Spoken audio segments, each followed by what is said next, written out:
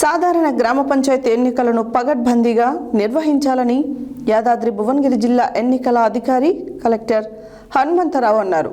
సోమవారం గ్రామ పంచాయతీ ఎన్నికల్లో భాగంగా మొదటి విడత ఎన్నికలు జరిగే తుర్కపల్లి మండల కేంద్రంలోని మండల ప్రజా పరిషత్ కార్యాలయంలో పోలింగ్ ఏర్పాట్లను యాదాద్రి భువనగిరి జిల్లా కలెక్టర్ పరిశీలించారు.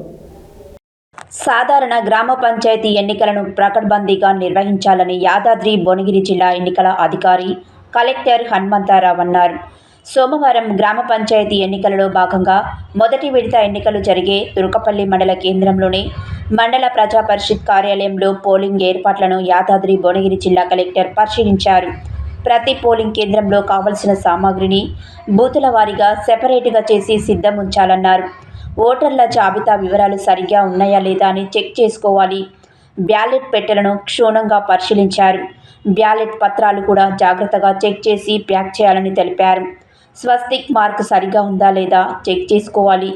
బ్యాలెట్ బాక్సులు అన్నీ ఒకసారి ఓపెన్ అవుతున్నాయా లేదా చెక్ చేసుకోవాలని, డిస్ట్రిబ్యూషన్ కేంద్రం నుండి పోలింగ్ స్టేషన్ చేరుకొని ఓటింగ్ నిర్వహణ ఏర్పాట్లను చక్కబెట్టుకోవాలన్నారు. డిస్ట్రిబ్యూషన్ సెంటర్ వద్ద మౌలిక సదుపాయాలు ఏర్పాటు చేయాలని తెలిపారు. ఈ కార్యక్రమంలో సంబంధిత అధికారులు పాల్గొన్నారు.